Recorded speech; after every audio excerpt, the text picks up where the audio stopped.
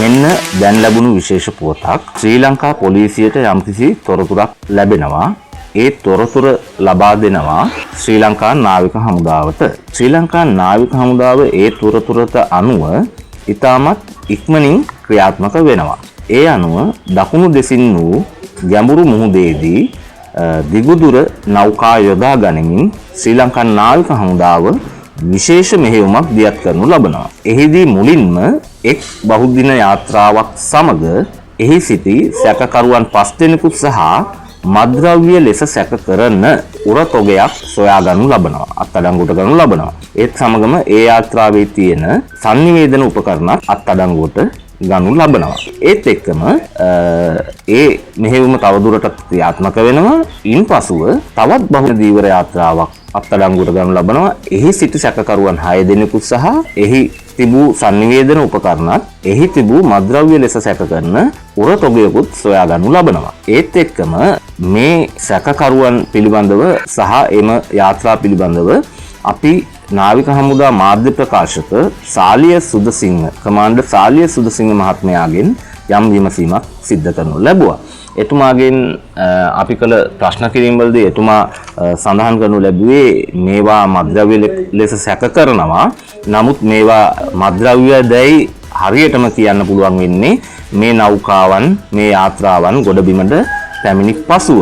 හේතුව තමයි මේවා ඒ අදාළ ආයතන මගින් නිරීක්ෂණය කරලා ඊට පස්සේ ඒවා පරීක්ෂණයට ලක් කරලා ඉන් ලැබෙන ප්‍රතිඵල අනුව තමයි හරියටම මේවා මොනවද කොච්චර තියෙනවද කියන එක කියන්න පුළුවන් වෙන්නේ. මේ වකවානුව වෙනකොට මේ වෙද්දී මුහුද ඉතාමත් රළු ස්වභාවයක් ගන්න හින්දා ගොඩබිමට අද හෝ හෙට මේ යාත්‍රා දෙක සමග සැකකරුවන් රැගෙන ඒමට හැකියාව ලැබෙයි කියලා එතුමා ප්‍රකාශ කරනු ලැබුවා. යම් යම් ආරක්ෂක හේතුන් මත තවත් තොරතුරු පවසන්න අමාරු බවත් එතුමා සඳහන් කළා. ඉතින් කෙසේ වෙතත් ශ්‍රී ලංකා නාවික හමුදාව දැන් 2025 වර්ෂයේදී පොලිසියෙන් ප්‍රකාශ කරනු ලැබුවා මද්ද්‍රව්‍ය යම් ප්‍රමාණයක් අත්අඩංගුවට ගත්ත කියලා විශාල ප්‍රමාණයක්. ඒ විශාල ප්‍රමාණයක් අයත් වෙන්නේ මේ නාවික හමුදා මෙහෙයුම් වලට. ඉතින් එහි ගෞරවය අපි ඔවුන්ට ලබා දිය යුතුයි. ඒත් එක්කම ශ්‍රී ලංකා නාවික හමුදාව මේ මුහුදේ පමණක් නෙමෙයි ගොඩබිමත් යම් යම් වැටලීම් සිදු කරලා විදේශ දුම්වැටි ඒ වගේම යම් යම් මද්ද්‍රව්‍ය සැකකරුවන් අත්අඩංගුවට ගත්ත පුවත් වාර්තා වුණා.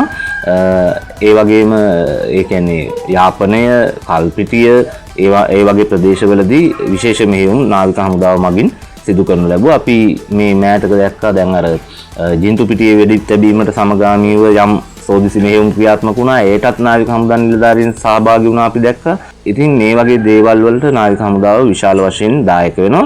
ඒ වගේම තවත් දෙයක් කියන්න ඕන දැන් මේ මද්ද්‍රව්‍ය ලංකාවට එන්නේ. ඒ කියන්නේ ගොඩක් මද්ද්‍රව්‍ය ලංකාවේ නිෂ්පාදනය කරන ඒවා නෙවෙයිනේ. පිටරට නිෂ්පාදනය කරලා තමයි ලංකාවට එන්නේ. ඉතින් මේ කොච්චර ඇල්ලුවත් භූමිය තුල ඒ කියන්නේ මේ භූමිය තුල ඉල්ලුමට සරිලන සැපයුමක් තවමත් පවතිනවා. ඉතින් අන්න ඒක පිළිබඳව සොයා බැලිය යුතුයි. මොකද මේ අල්ලන ප්‍රමාණයට වඩා අල්ලන ප්‍රමාණයෙන් පැනලා ඇතුළට එන ප්‍රමාණය ඉතාමත් වැඩි කියලා තමයි අපිට හිතෙන්නේ. මොකද භූමියේ මද්ද්‍රව්‍ය හිඟයක් පේන්න නැහැ. එතකොට මේ දේවල් එන්නේ එක්කෝ බෝට්ටුවකින් එහෙමත් නැත්නම් ගුවන් තොටුපළ හරහා.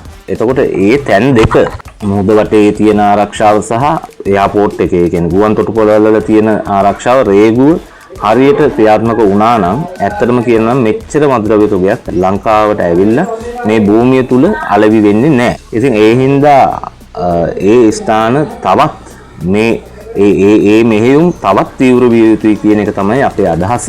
මොකද මේක දැන් ජනාධිපතිතුමාගේ අදහස තියෙන්නේ මේක අඩු කරන්න නෙමෙයිනේ. මේක නැත්තටම නැති කරන්න. මේක නැත්තටම නැති කරනවා නම් මේ ගමන තව දුරටත් තීව්‍ර විය යුතුයි. එතකොට ඒ සඳහා අවශ්‍ය කරන තීන්දුව తీරන පියවර පහසුකම් යටිතල පහසුකම් අවශ්‍ය කරන උපකරණ sannivedana උපකරණ අලුත් තාක්ෂණික උපකරණ මේ ආයතන වල මේ මෙහෙයුම් සිද්ධ කරන නිලධාරීන්ට ලබා දීමටත් ආණ්ඩුව කටයුතු කරන්න ඕන කියන මතයේ අපි ඉන්නවා. මොකද දක්ෂ නිලධාරීන් ලංකාවේ මේ ආයතන සතුව ඉන්නවා. ඒක මහත් සම්පතක්. ඉතින් ඒ සම්පත නිසි ප්‍රයෝජන ගන්න නම් ඒ අවශ්‍ය කරන දේවල් රජයක් වශයෙන් සැපිය යුතුයි.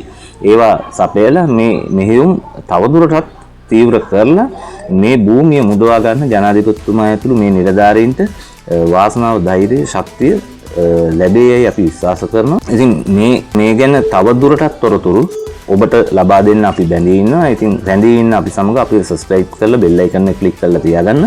මේ පිළිබඳව මේ යාත්‍රා දෙක ශ්‍රී ලංකාවට රැගෙන විත් ලැබෙන පළවෙනි තොරතුරම අපි ඔබට ලබා දෙන්න යොසුදුව කටයුතු කිරීමට බැඳී ඉන්න. ඉතින් අපි සබ්ස්ක්‍රයිබ් කරලා තියාගන්න. මම අනුපම ජයතිලක. ඔබ සැමට සුබ දවසක්. ජයදීප දේශපාලන ව්‍යාපාර ගවේෂණ සංස්කෘතික අපක්ෂපාතී කාලීන පුවත් විග්‍රහය. Subscribe, like, share us more details.